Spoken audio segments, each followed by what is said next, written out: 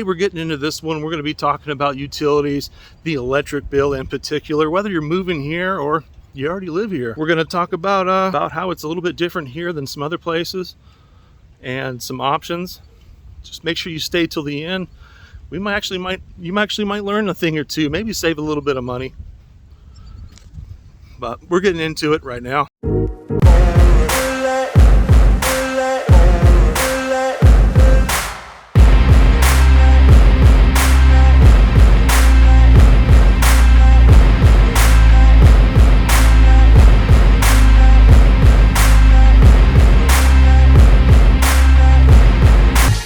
Hey, if you're getting any value out of this, do us a solid, like, comment, subscribe, hit the bell so you're notified every time we kick a new video out each and every week. You got a question? Reach out. I can't read your mind. Call, text, email, carrier pigeon, whatever you got to do to get that question answered. I'm talking to people each and every day, and I love it. I want to help. All right, we're jumping into it right now. This one here is for my people thinking about moving to Wichita, Kansas. One of those things you got to keep in mind, utilities. In particular, the electric. This is also for my people here who might need to save a couple dollars. I don't care who you are. Saving money is all right. But for 98% of the people out here, this first part, you're probably going to say, well, duh. Throw a little perspective at you. So a lot of the people I deal with relocation are from places like Texas, so we're talking Dallas, San Antonio, places like this. You actually get to shop for your electric provider. And here, no, that's not the case. Not the case at all. You have one. So, kind of put that in perspective for my people who have options, coming here, not having options. So with that out of the way, we'll jump into the rant part of it. So I got this last bill, and before I get started, let me yet again put everything in perspective. So it's just me, the wife, the dog. We live in a 50s ranch, 3-bed, 1-bath, garage, 1,100 square foot. It works for us. It gets the job done. Some deferred maintenance, whatnot. It's not as energy efficient as something newer. All right, window units, all that fun stuff. So bill comes in, largest bill I've ever had, and caught me off guard. And it wasn't just us. So figured, oh, the rates have gone up and whatnot, and getting mad and upset and whatnot, and sat down, did a little digging. The consumption, the use was higher, but with your provider, they have their app, they have their website, and whatnot. You should be able to look up all that information. And once you do, it's going to break down what the average weather is, what your cost a kilowatt hour is, and what your usage is. And yeah, the usage, rolling 12 months, was like 350 kilowatts more. So yeah, more. But I did notice that the rate was slightly higher. So this time last year, roughly about 14 cents a kilowatt hour. This time currently about 16. And that might not sound like a whole lot, but it adds up. And I did a little more digging, because I had found out a ton of people around here was having the same problem, $400, $600, $800 electric bill.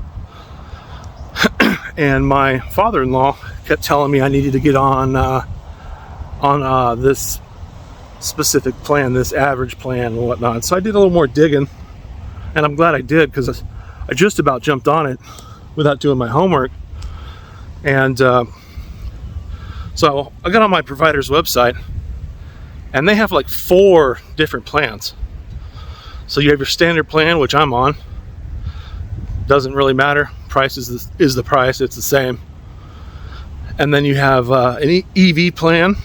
So like you're charging, you have a EV car, you charge and whatnot. Then they have their average plan. So it's like a rolling average, and you pay that every month. And then you have their their usage, peak hour usage or something like that, something along those lines. And they have their pay scales. They let you know what their peak hours are, what their I'm trying to remember the words, the verbiage. Their peak hours and their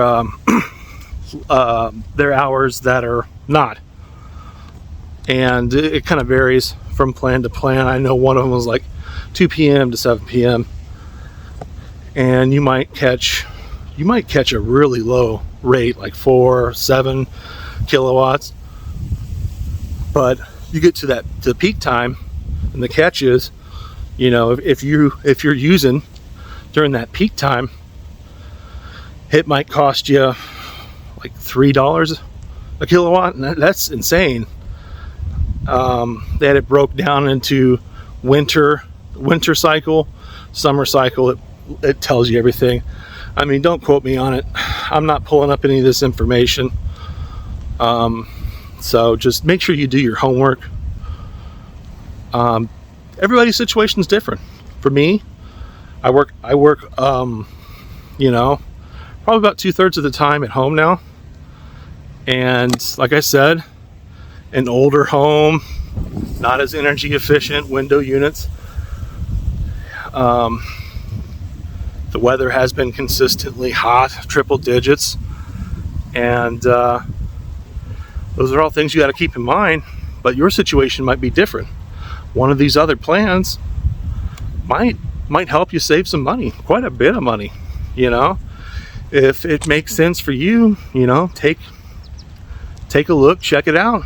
You know, but for me, you know, like I said, 2/3 of my time is being spent at home. I'm doing my work at home, so that stuff really doesn't make a whole lot of sense. But that's why I'm still on the standard plan. But I mean, even if you end up staying on that standard plan, it might not hurt. Do a little digging, do a little research. They should let you know all the plans. They should let you know what their peak hours are, what their off hours are, what that's going to cost a kilowatt hour, what that schedule looks like. There should be, I would imagine there should be a winter, there should be a summer cycle. It'll tell you months and whatnot. But this is just one other thing. I don't care who you are, how much money you have. We can all save a couple bucks. So I don't know, let me know what you think down in the comments. Do me a solid, like, comment, subscribe. If you need help, shoot me a call, text, DM. I can't read your mind. Reach out. But until the next one, guys, you have a great day. We'll see you later.